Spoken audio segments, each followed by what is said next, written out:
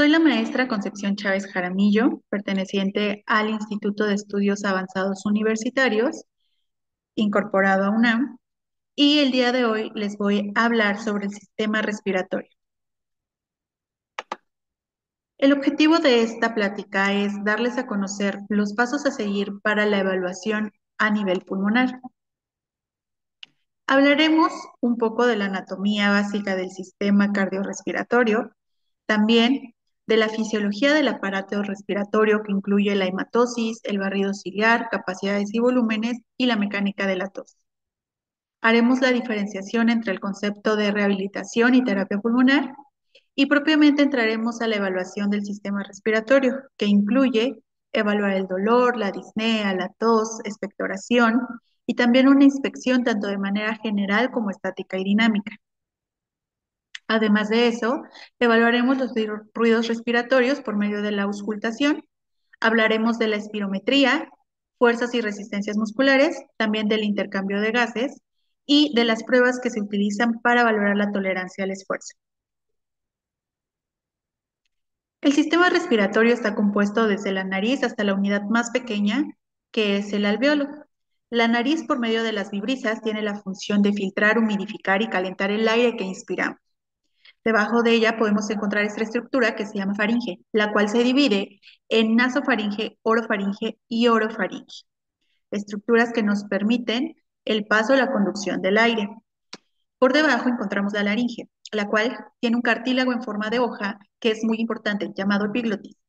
Este cartílago tiene la función de que cuando nosotros estemos pasando el bolo alimenticio, este cubre la vía aérea. ¿Para qué? Para que impedir que ese bolo se vaya hacia nuestros pulmones y nosotros broncoaspiremos o se generen microneumonías que al final, perdón, microaspiraciones que al final pues se convierte en neumonías recurrentes. Por debajo tenemos lo que es la tráquea, la cual está compuesta por 16 cartilaginosos en forma de C en el adulto y podemos encontrar su bifurcación. Y esta da paso a lo que son los bronquios principales. Tenemos un bronquio principal derecho y un bronquio principal izquierdo. Y después estos se van ramificando.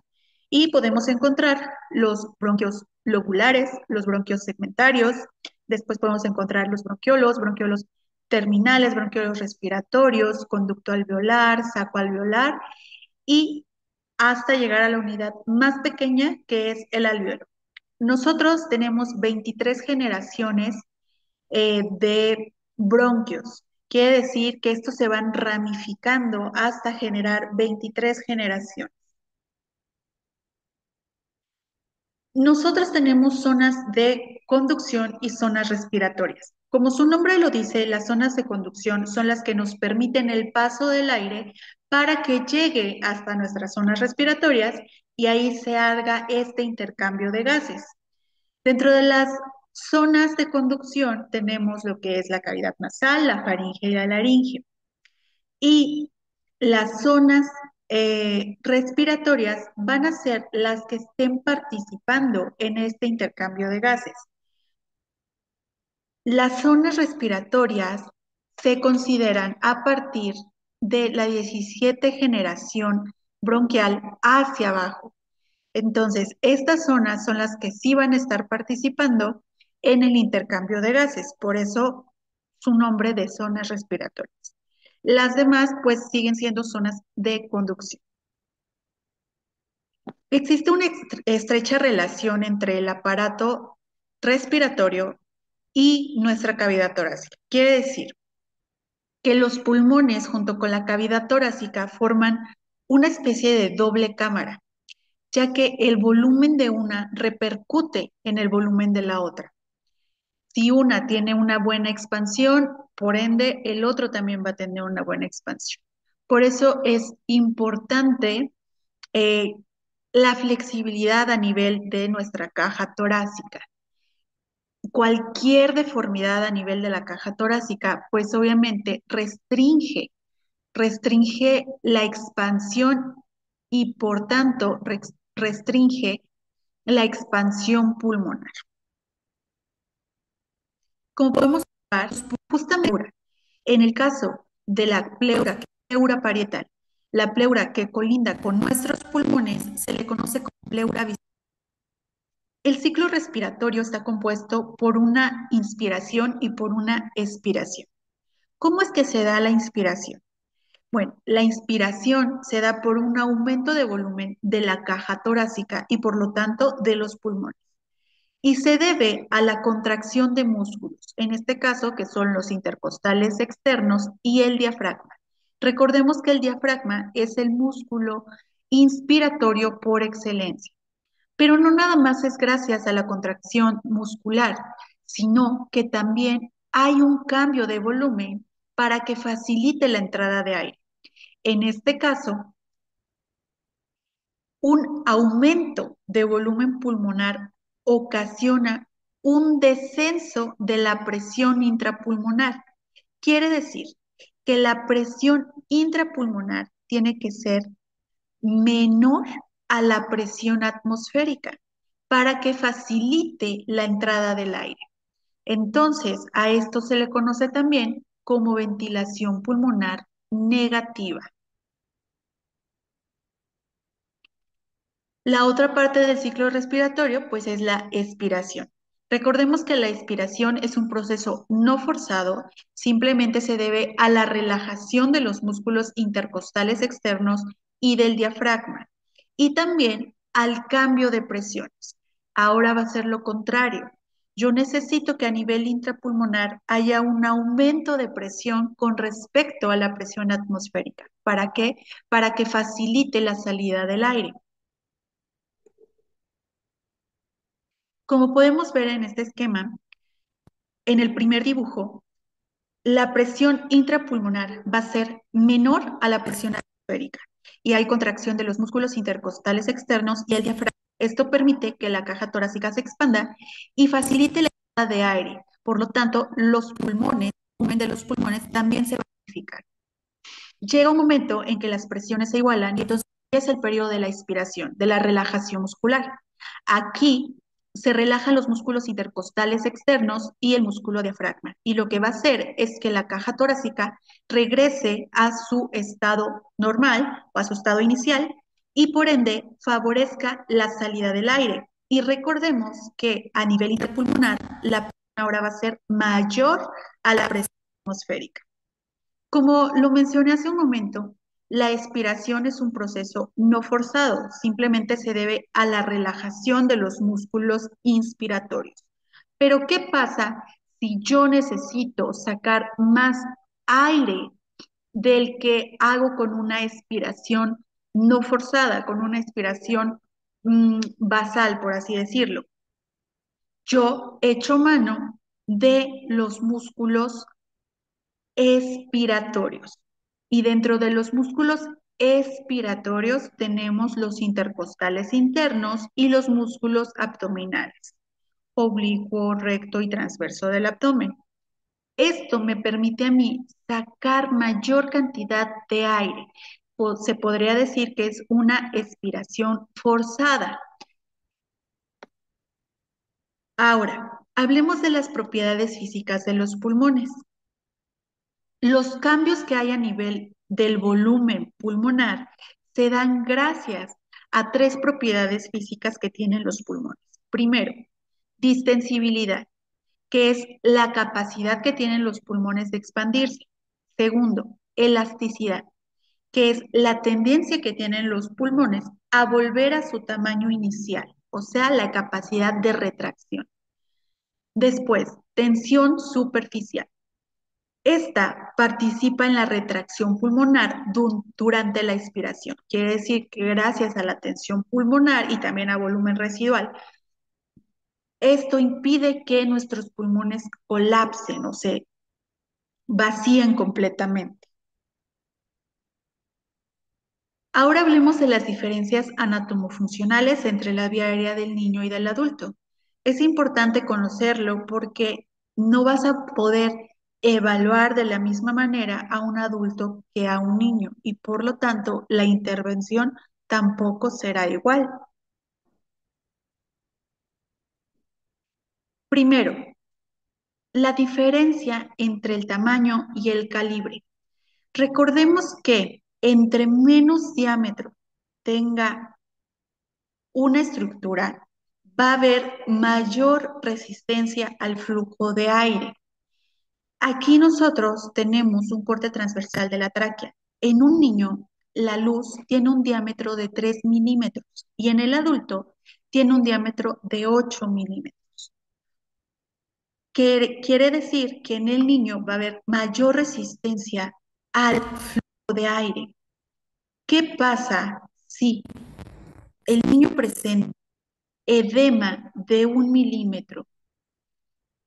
Justamente el daño que se da a nivel del niño y el adulto, pues no va a ser el mismo, porque en el niño reduce la luz hasta un 64% y en el adulto solamente un 35%.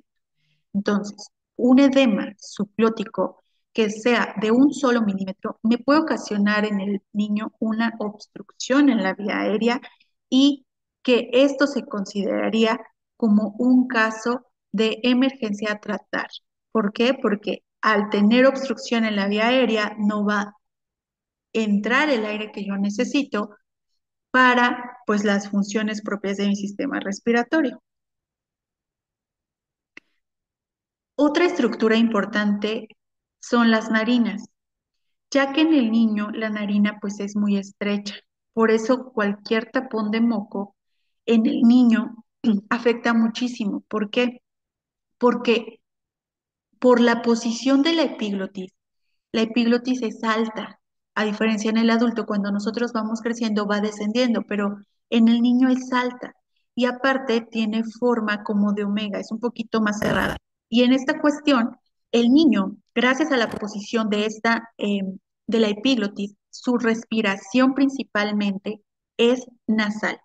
Y esto le permite al niño que mientras él está succionando, pasando la leche, su alimento, el niño pueda al mismo tiempo respirar sin ningún problema.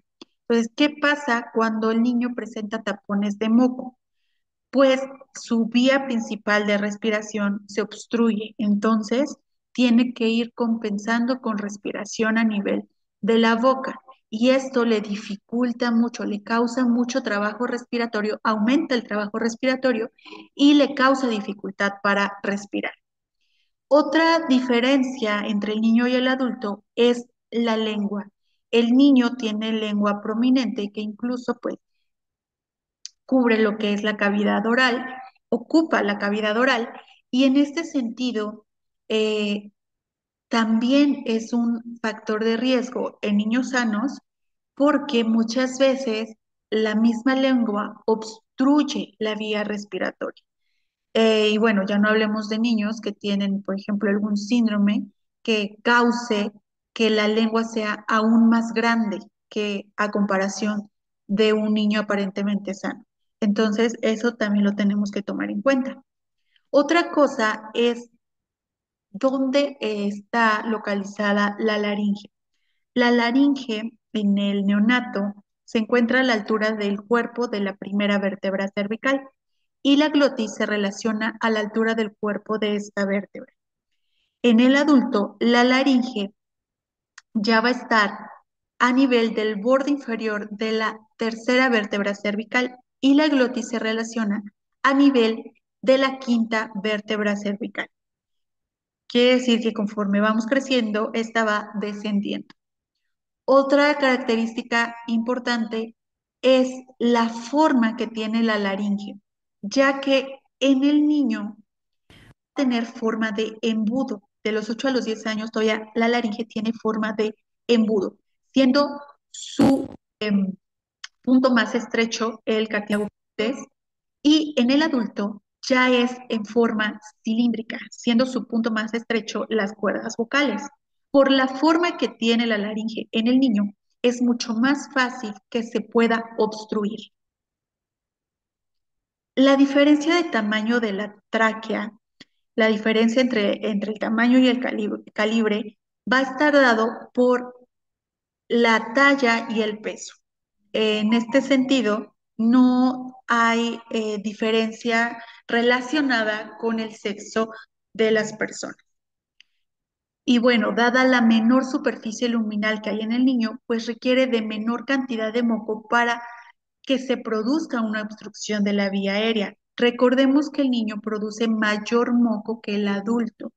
Entonces, fisiológicamente así es, por lo cual se debe de tener siempre en constante movimiento estas secreciones, ¿no?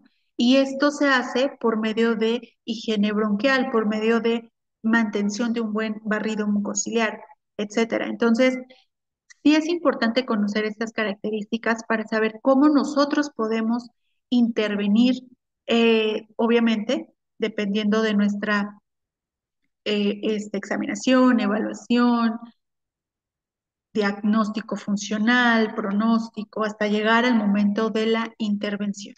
Pero sí es importante tener en cuenta estas diferencias anatomofuncionales entre el niño y el adulto. ¿Qué otra diferencia vamos a encontrar? Vamos a encontrar que la flexibilidad que tienen los neonatos en la pared torácica, pues es mayor a la del adulto y esto hace que aumente el trabajo respiratorio. Esta flexibilidad se debe a que las costillas pues todavía no están osificadas y además que se articulan con la columna vertebral y el esternón en un ángulo recto. En el adulto ya se van a articular, pero en un ángulo agudo. Entonces, justamente la forma en la que se articulan y la flexibilidad que tienen estas costillas hacen que en el neonato y en el lactante, pues aumente el trabajo respiratorio. Otra diferencia es en cuanto a la ventilación colateral, ya que cuando nosotros nacemos se carece de los poros de Kohn. Recordemos que dentro de la ventilación colateral encontramos lo que son los canales de Martin, que van a estar conectando bronquiolo con bronquiolo. Tenemos canal de Lambert que conecta bronquiolo con alveolo. Tenemos los poros de Kohn que conecta al alveolo con alveolo. Nuestra ventilación colateral nos permite que nuestras estructuras no colapsen, ya que si hubiera alguna obstrucción en cualquier estructura, la que está conectada me va a ayudar a que no colapse. Entonces es importante esta parte de la ventilación colateral. Conforme vamos creciendo, los canales de Lambert se encuentran disminuidos y ya después van generando o se van incrementando en número y tamaño. Pero justamente que los canales de Lambert se encuentren disminuidos, pues en el niño predispone a más atelectasia. Ahora hablaremos de este intercambio de gases, mejor conocido como la hematosis, que es el proceso por el que el aire inspirado va a proporcionarnos oxígeno, oxígeno a la sangre y justamente se va a eliminar las sustancias que no necesitamos para el funcionamiento de nuestros tejidos ni de nuestro cuerpo, que en este caso, pues el más abundante es el dióxido de carbono. Entonces, la hematosis es este intercambio de gases. ¿Qué necesitamos para un correcto funcionamiento? Necesitamos oxígeno. Todos nuestros tejidos necesitan oxígeno y las sustancias que desechamos son pues las que no necesita nuestro cuerpo. Recordemos que cuando nosotros inspiramos aire de la atmósfera, no es 100% oxígeno. Viene con dióxido de carbono, viene con nitrógeno, viene con todas, con muchas sustancias de desecho en menor porcentaje, pero todo eso lo inspiramos. Entonces, es trabajo de nuestro sistema respiratorio tomar el oxígeno y desechar las sustancias que no necesitamos.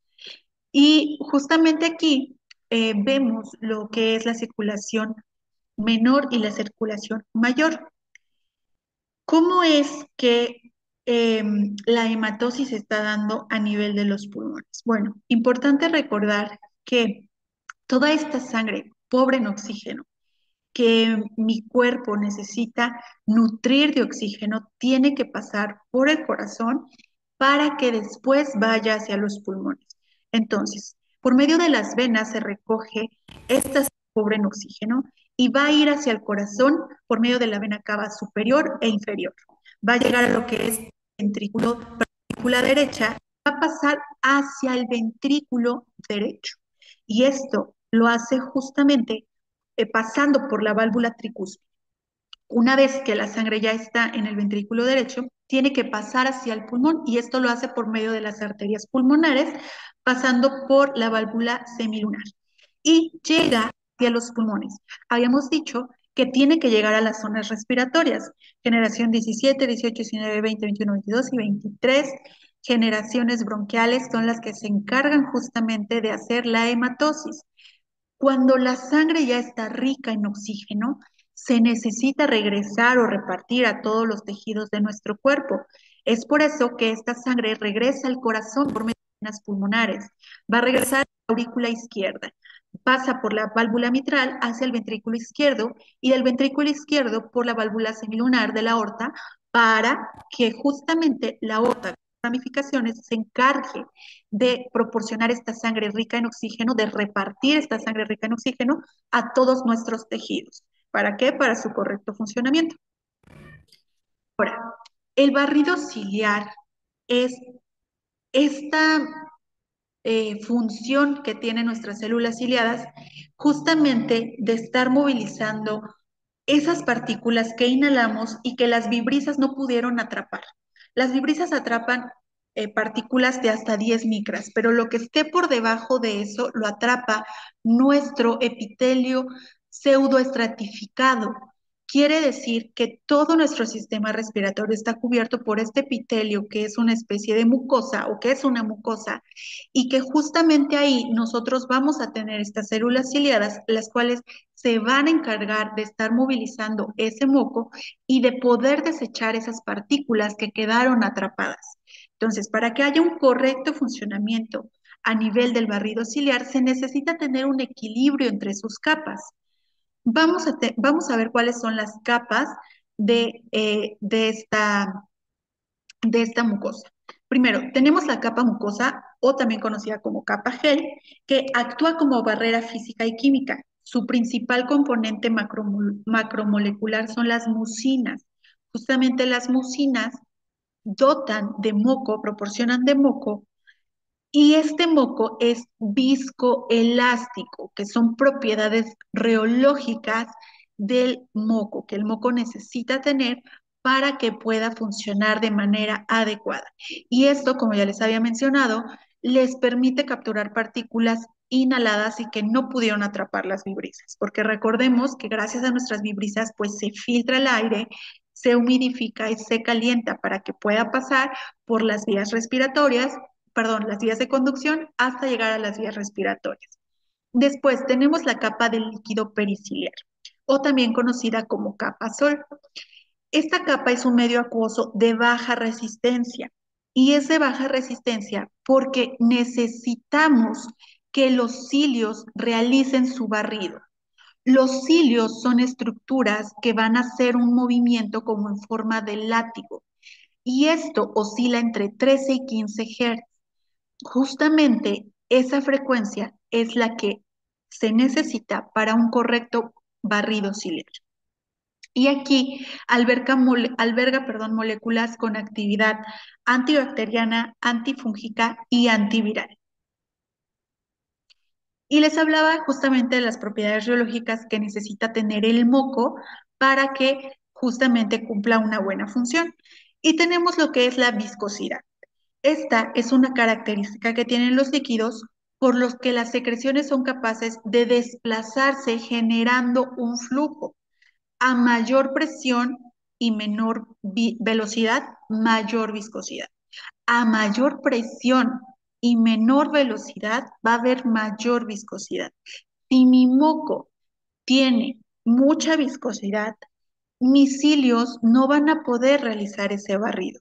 Necesita haber un equilibrio entre lo que es la viscosidad y la elasticidad. Por elasticidad entendemos que es la característica de los sólidos, por lo que las secreciones bronquiales son capaces de deformarse bajo los efectos de las fuerzas aplicadas sobre ellas y que aseguran su transporte. O sea, las fuerzas, la frecuencia con la que están moviéndose mis células ciliadas, mis cilios. El sistema de transporte mucociliar se va a ver afectado cuando mis capas están deshidratadas, cuando hay ausencia de actividad lubricante y esto hace que haya adhesión de la mucosidad y pues sea más difícil el barrido o si hay algún defecto a nivel de los cilios como tal. En caso de infección, ¿qué es lo que pasa? Cuando yo tengo una infección, ya sea por virus, por bacteria, las infecciones son capaces de dañar el epitelio ciliado y entonces modifican la producción de líquido periciliar y de moco, y esto obviamente altera el mecanismo de defensa mucociliar. Hay un desequilibrio en la rheología del moco y el moco se puede volver más viscoso, menos elástico, y esto hace que se generen tapones de moco y que el barrido, perdón, que el movimiento de los cilios no sea suficiente para que se pueda movilizar y expectorar, por así decirlo. Y al final, pues esto me puede ocasionar lo que es hipoxemia, hipercapnia y pues prolongación de la infección. Bien, ahora hablaremos de los volúmenes y capacidades. Nosotros tenemos volumen corriente, volumen de reserva inspiratoria, volumen de reserva expiratoria y el volumen residual. Vamos a ir viendo uno por uno.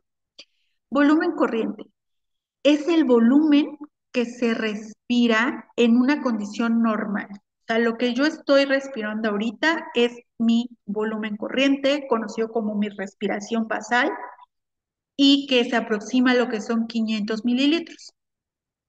Volumen de reserva inspiratoria es el volumen que cabe en los pulmones después de una inspiración normal, ¿sale?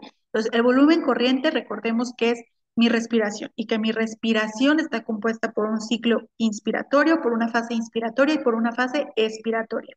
Ahora, mi volumen de reserva inspiratoria justamente es la cantidad de aire que cabe en mis pulmones después de realizar una inspiración normal.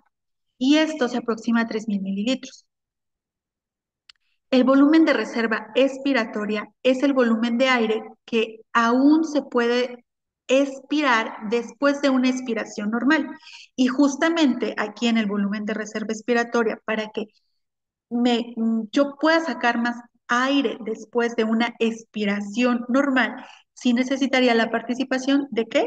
De los músculos expiratorios.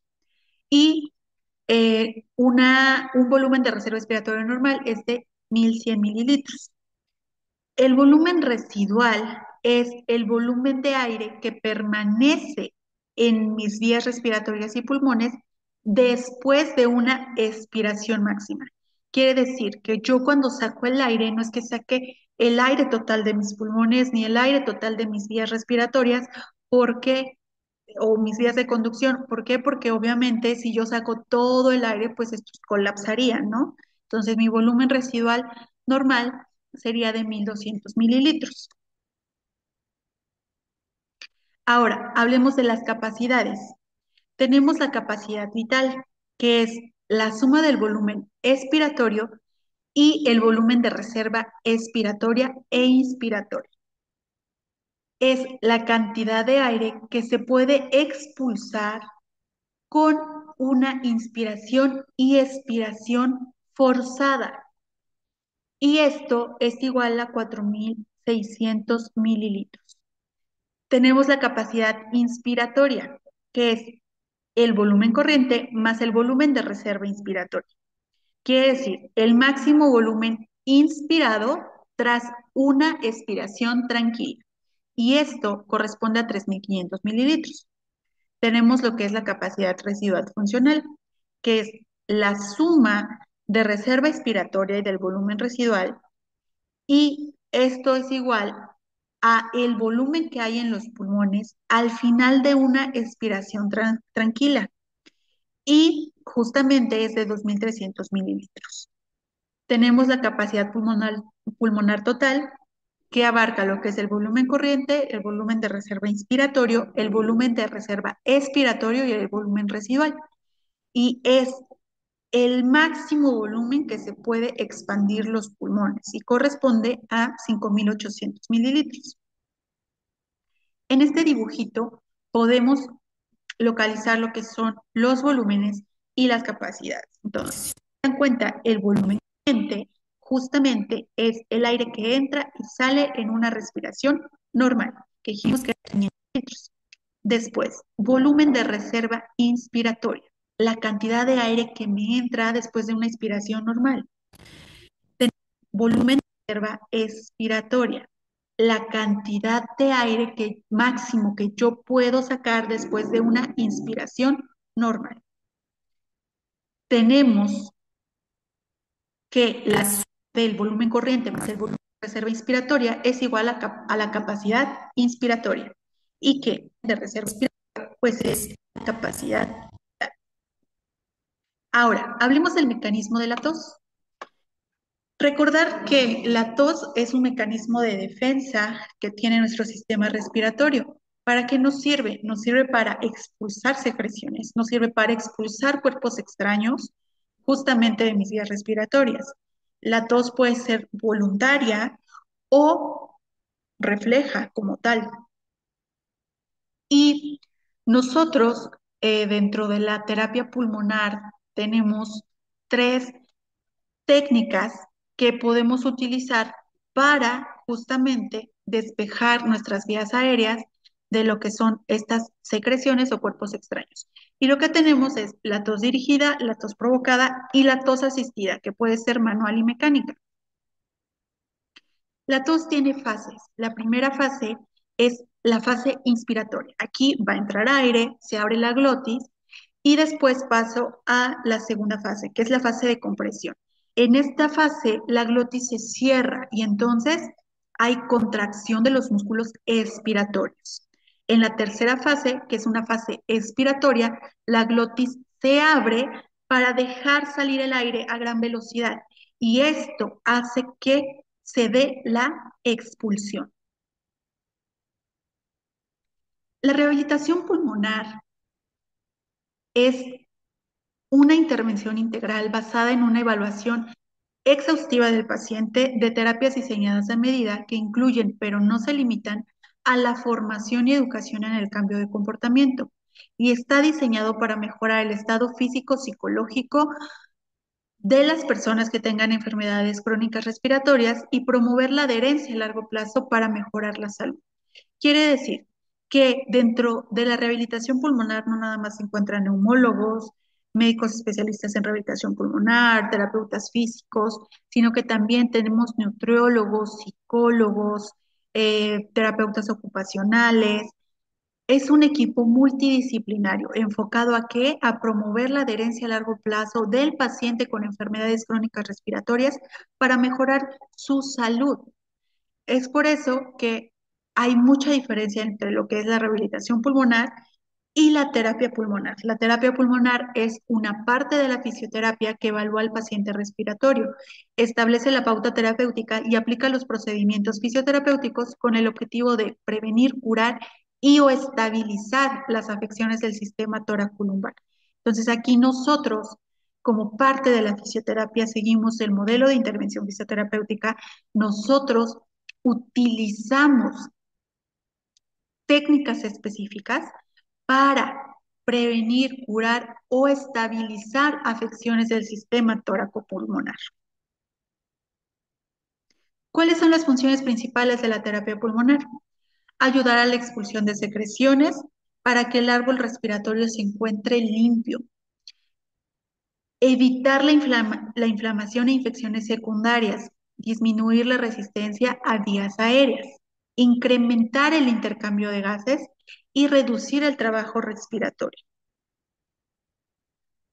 ¿En qué tipo de pacientes lo podemos ocupar? En cualquier tipo de pacientes que tengan alguna alteración de la caja torácica, como pacientes con escoliosis mayor a 50 grados según el ángulo de Cobb, pacientes que tengan hipercifosis, pacientes que tengan rectus excavatum o carinatum, cualquier alteración de la caja torácica, después de una intervención quirúrgica, etc.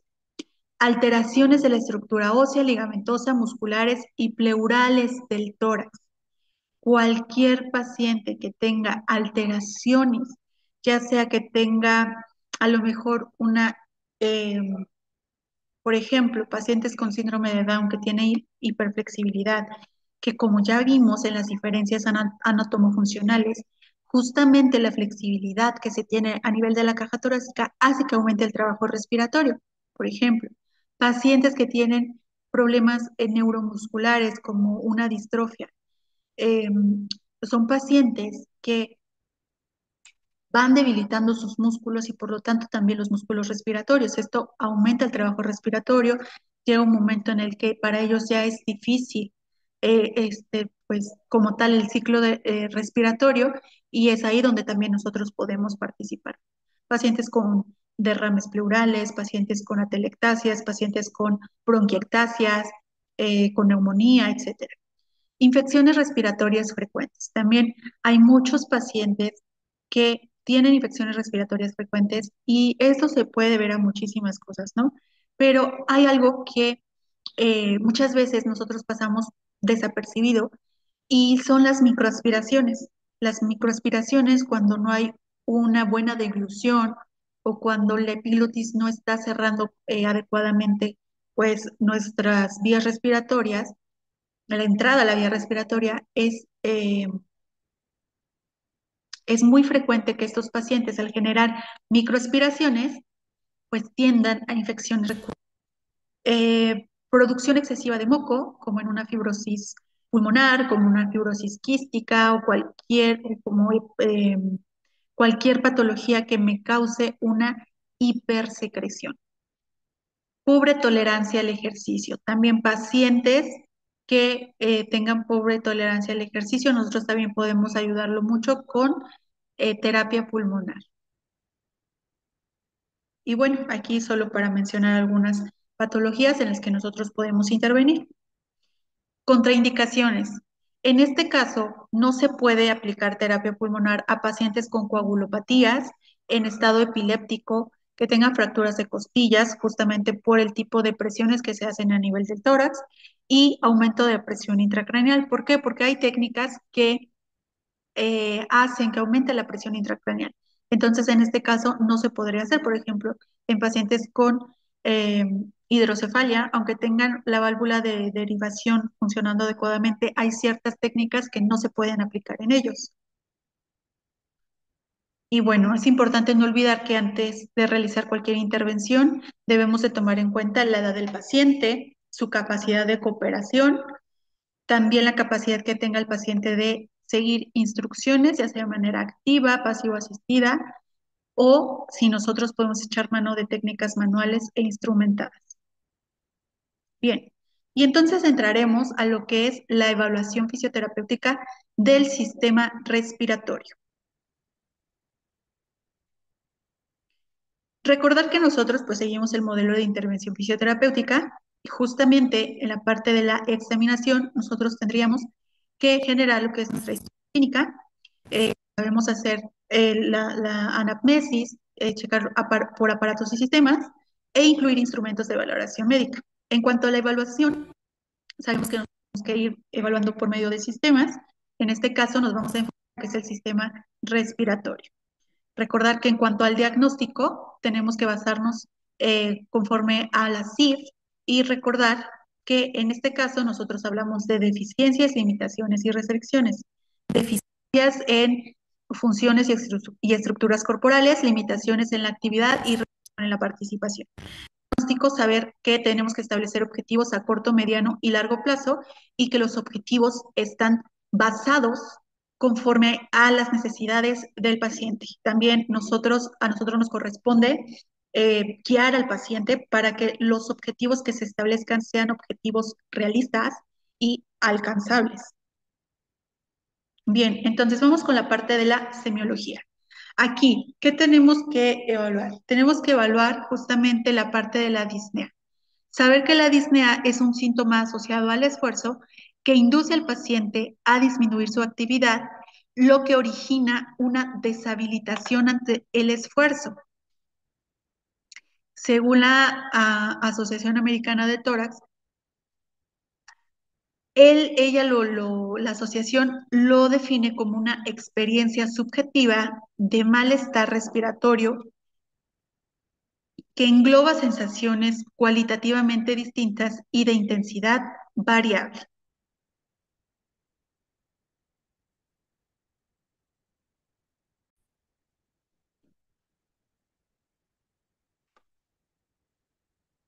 Bien, en cuanto a la disnea, ¿qué tenemos que evaluar? Tenemos que evaluar la forma de la disnea, si es continua, si es intermitente, el momento de aparición ante cualquier actividad que aparezca, o sea, ante qué actividad aparece.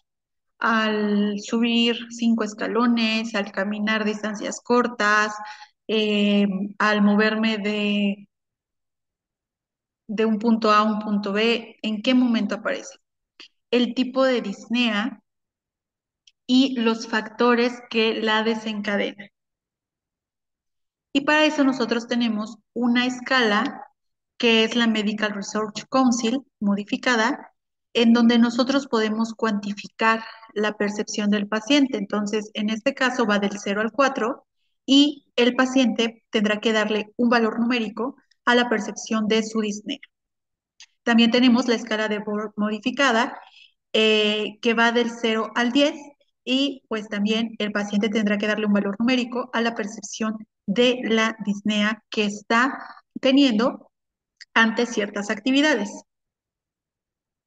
En cuanto al dolor, nosotros tenemos que valorar el dolor que el paciente está manifestando, si ese fuera el caso, y tenemos que ver la topografía, en dónde está ubicado, las características de este dolor, cómo es este dolor intermitente, continuo, punzante, irradiado, las características que tiene el dolor. La intensidad, esta intensidad agudo, perdón, la intensidad, qué tanta intensidad presenta el paciente, qué tanta intensidad de dolor presenta el paciente y pues los factores asociados, ante qué movimiento se está dando o ante qué acción se está dando este dolor. Y justamente hay 3 tipos de dolor característico que nosotros podemos encontrar cuando se esté haciendo la evaluación del sistema respiratorio y es dolor subesternal, pleúrico, perdón, dolor pleúrico y el dolor musculoesquelético. Y bueno, esto lo podemos nosotros cuantificar con la escala visual análoga o cualquier escala del dolor. La tos. La tos es, lo que tenemos que observar de la tos es justamente la afectación de elemento motor. Quiere decir que alguna fase de la tos está siendo afectada, ¿no? Y esto puede deberse debilidad de músculos inspiratorios, expiratorios o pulvares, puede deberse a dolor que el paciente presente en el tórax durante alguna fase de la tos, también por pérdida de distensibilidad. Entonces, al tener pérdida de distensibilidad, justamente la fase inspiratoria de compresión y expiratoria, pues se ven afectadas. Afectación en la vía aérea. Quiere decir que puede haber un cierre dinámico de vías aéreas inestables, puede haber distensibilidad excesiva de la vía aérea, estenosis bronquial o broncoespasmo. Esto también son factores que afectarían las fases de la tos. ¿Cómo nosotros valoramos la tos? La tos se valora por medio de lo que es el flujómetro. Al paciente se le pide que haga una oclusión por la boquilla, sobre la boquilla, y que jale aire por boca y que lo suelte por boca. Justamente al soltar el aire se evoca lo que es la tos y entonces nosotros podemos ver cuántos litros por minuto está sacando el paciente. Se dice que una tos es eficaz cuando hay 350 litros por minuto o más. Una tos ineficaz es por debajo de los 160 litros por minuto. Justamente estos parámetros a nosotros nos ayudan para determinar qué tipo de intervención yo puedo ponerle a mi paciente, qué tipo de técnica, si es una tos dirigida, una tos asistida, una tos provocada. Y bueno, también está la clasificación de la tos. Según su duración, podemos clasificarla en tos aguda, menor a 4 semanas, tos superior a 4 semanas. Según su producción, puede ser una tos seca cuando no hay secreciones, una tos húmeda cuando hay presencia de secreciones, pero esta tos húmeda puede ser productiva o no productiva. productiva cuando sí se sacan las flemas y no productiva pues cuando no hay expectoración. En cuanto a la expectoración, nosotros tenemos que ver o valorar lo que es el color, valorar también la causa o localización. Entonces, color, dar indicio de que hay una infección aguda. Amarillo o blanco purulento, marrón o marfil amarronado, me puede dar indicio de una infección de larga evolución, que puede ser por una bronquitis crónica. Rojo ladrillo, expectoración, una infección por Klebsiella. Un color rosáceo me puede estar dando indicación de que hay presencia de un edema agudo de pulmón o algunas medicaciones que me pudieran estar ocasionando este color. Un color hemoptoico o rojo me puede estar diciendo que procede de vías aéreas superiores o vías aéreas inferiores de gran calibre. Y este hemoptoico, pues son con rastros de sangre, ¿no? Ahora, en cuanto a la inspección, nosotros vamos a inspeccionar de manera general tórax, también hacerlo de manera estática y dinámica. Entonces, en cuanto a lo general, tenemos que ver coloración. Y bueno, no nada más del tórax, sino también de extremidades. Entonces, tenemos que ver la coloración, tenemos que ver también si el paciente este, tiene exceso de sudoración, lo que es la diaforesis, observar las extremidades, si hay presencia de dedos en forma de palillo o acropaquia, justamente porque nos indica una lesión a nivel pulmonar. También las posiciones espontáneas adaptadas. ¿Qué posición está tomando el paciente? ¿Por qué? Porque a veces la posición que adoptan nos puede dar indicio de que tiene dolor en alguna zona o restricción en alguna zona. En cuanto a la inspección estática, tenemos que ver la morfología torácica normal, ¿no? El tórax es mayor en su diámetro transversal que en su diámetro anteroposterior, entonces tenemos que ver la forma, la morfología de este tórax, ¿no? Ver si no hay alguna alteración estructural en el tórax, como ya les había mencionado, alguna escoliosis, algún pectus excavatum o carinatum, todo eso lo tenemos que ver. Y ya de forma dinámica, tenemos que checar exploración manual, tenemos que ver qué tanto se está expandiendo nuestro tórax y esto cómo lo podemos hacer. Podemos checarlo a nivel del esternón, cuando podemos colocar las manos en el paciente y ver justamente la separación de nuestros pulgares en el momento de la inspiración. Entonces, todo eso tenemos que explorar. Valoración instrumental con una cinta métrica, ver qué tanto se está expandiendo nuestro tórax y por ende nuestros pulmones. Localizar la respiración, saber si es una respiración torácica, diafragmática o es una respiración mixta.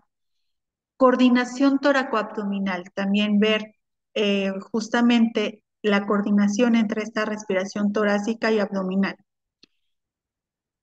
Sinergia respiratoria, ver si lo están haciendo al mismo tiempo o que van encontrados, cómo es este ritmo de la respiración, ¿no? Justamente. Y el modo respiratorio, lo está haciendo por nariz, lo está haciendo por boca, ¿cómo es que lo está haciendo? Bien, ahora vamos a hablar sobre la auscultación. Saber que pues nosotros necesitamos pues un estetoscopio, que necesitamos hacerlo de forma ordenada y comparativa. Eso es importante. Entonces, nosotros tenemos que evaluar pues las bases y ápices, pero justamente comparativa, tanto para la parte anterior como la parte posterior. Ruidos normales. ¿Qué vamos a encontrar? Los ruidos normales encontramos murmullo vesicular, ruidos traqueales y ruidos bronquiales. Vamos a escucharlo.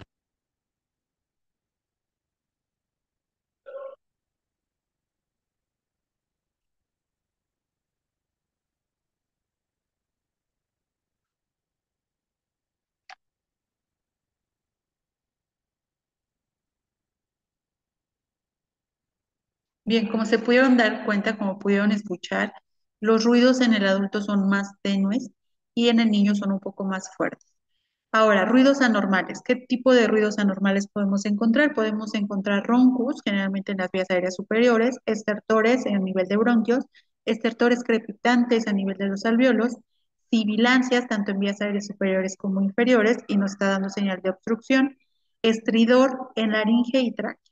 Vamos a escuchar los ruidos anormales.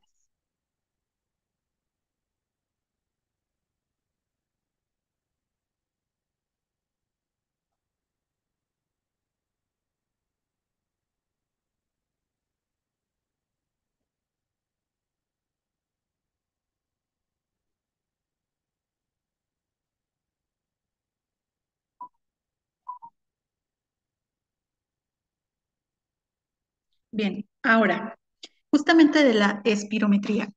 La espirometría, pues, ¿qué es lo que va a valorar? Va a valorar lo que es la capacidad vital forzada, el volumen expiratorio forzado en el primer segundo, los volúmenes de reserva inspiratoria y el pico del flujo expiratorio forzado. Es una prueba que permite valorar volúmenes y flujos pulmonares. Una espirometría me da como tal el detectar alguna enfermedad obstructiva y es sugestiva de restricción. Entonces, justamente cuando se está valorando el volumen expiratorio forzado en el primer segundo con la capacidad vital forzada, si tiene mayor del 70, si es mayor, puede haber que la capacidad vital forzada, si la capacidad vital forzada es menor al 80%, quiere decir que hay una obstrucción más restricción. Y en ese caso, se tendría que hacer otro tipo de prueba para estar valorando lo que es la restricción, como una pletismografía, puede ser. Eh, en caso de que sea la capacidad vital forzada, se dice que está en valores normales. Cuando la causa de una restricción pura, entonces lo mismo se tendría que intentar con otro tipo de evaluación, de valoración, de otro tipo de examen. Bien, en cuanto a la fuerza muscular, nosotros tenemos algo que se llama presión respiratoria máxima, inspiratoria y expiratoria, que es el Pimax y el Pmax. Justamente esto nos sirve para saber o valorar la fuerza muscular de los músculos respiratorios, tanto de la inspiración como la expiración. Entonces, aquí se determinan los cambios de presión bucal con la glotis abierta y boca cerrada durante un esfuerzo tanto inspiratorio como expiratorio máximo. Justamente es este aparato, el paciente realiza una inspiración forzada desde el volumen residual. Y el Pmax hace una expiración máxima desde la capacidad pulmonar total. Quiere decir, en el Pmax, yo saco el aire, todo mi aire, y hago una inspiración forzada. En el Pmax, yo meto todo el aire posible y después hago una expiración máxima. En algunos casos, los pacientes no pueden ocluir correctamente la boca, entonces en esos casos se realiza por medio de la nariz, que es la presión inhalatoria nasal máxima. Y esta es una maniobra pues más natural y fácil de comprender para los pacientes.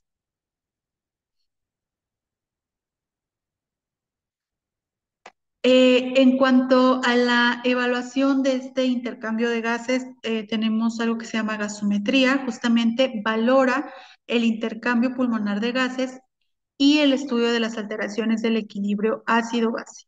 Las variables medidas en sangre arterial son la presión arterial, perdón, presión parcial de oxígeno, presión parcial de dióxido de carbono y el pH. En cuanto a la tolerancia al esfuerzo, nosotros tenemos escalas que nos permiten valorar justamente esto. Y con esto se pretende estudiar la adaptación fisiológica del organismo ante un incremento de carga muscular externa, con el objetivo de diagnosticar al paciente disneico y valorar el grado de incapacidad y la respuesta al tratamiento. Y tenemos la prueba de marcha de los 6 minutos, que esta prueba está diseñada para medir la distancia que camina de forma lo más rápido posible que pueda el paciente, sin trotar, sin correr, en una superficie de 30 metros de longitud. Tiene que ser plana y lo hace durante un periodo de 6 minutos. Bien, ahora, solo para mencionarles, las técnicas de terapia pulmonar más aplicadas. Tenemos lo que es la respiración abdominal o diafragmática. ¿Cuál es el objetivo? Llevar gran cantidad de aire a la zona baja de los pulmones para garantizar una mejor ventilación y captar pues más oxígeno y aparte limpiar los pulmones durante la exhalación.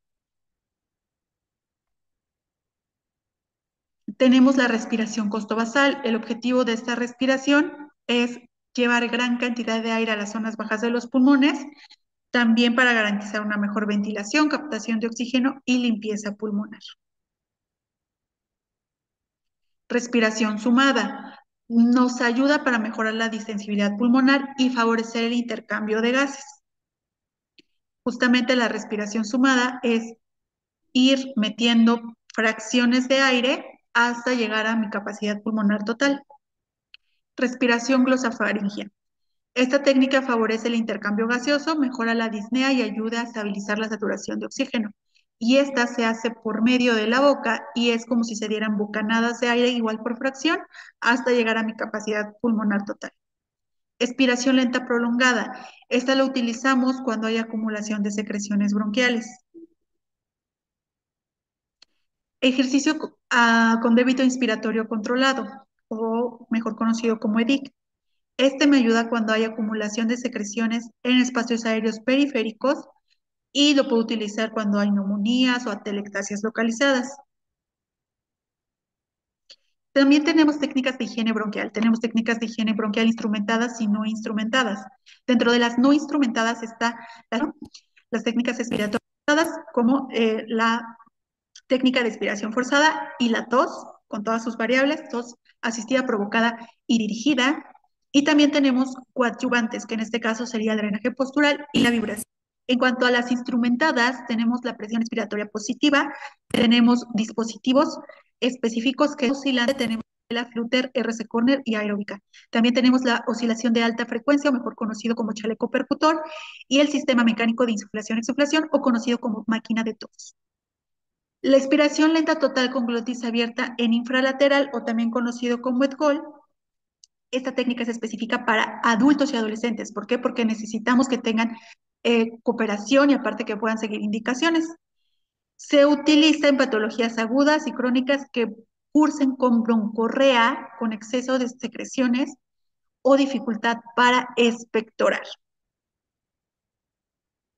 El drenaje autógeno va por fases.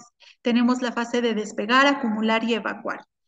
Quiere decir, despego las secreciones, las acumulo y entonces ya las evacúo. Y justamente la fase de despegar trabaja en capacidades pulmonares bajas, la fase de evacuar en capacidades pulmonares altas. Son 7 pasos y es cíclico. ¿Por qué es cíclico? Porque justamente el paciente lo va a repetir cuantas veces sea necesario para que realmente haya una limpieza bronquial. Esta se realiza en pacientes con secreciones bronquiales en vías aéreas proximales o de gran calibre. La tos provocada es en pacientes con secreciones bronquiales en vías aéreas proximales que no cooperen, y aquí lo que se hace es activar el mecanismo de la tos refleja. ¿Cómo lo hacemos? Por medio de la estimulación de los receptores mecánicos que se encuentran en la pared de la tráquea. Bien, justamente tiene por objetivo aumentar el transporte de secreciones mediante, perdón, aquí, las vibraciones tienen el objetivo de aumentar el transporte de secreciones mediante las vibraciones del flujo expiratorio en el batidosidad y la composición de moco. Está indicado en pacientes que tienen bronquiectasias, hipersecreciones bronquiales, que tienen baja eficacia de la tos, en pacientes deshidratados o pacientes que no colaboran. ¿Ok? El drenaje postural como tal, pues son posiciones que están dependiendo de la zona que tú quieras trabajar. Hay zonas que están contraindicadas para pacientes que tienen aumento de la presión intracraneal, como las que entren del EMBUR. Respiración lenta total con glotis abierta en infralateral, el EDCOL, que ya lo habíamos mencionado. Y bien, también hay técnicas ahorradoras de energía, que justamente estas técnicas se le enseñan al paciente para que realice sus actividades de la vida diaria con el menor gasto energético y pueda reducirse mucho la disnea. Bien, esto sería todo de mi parte. Les agradezco la atención.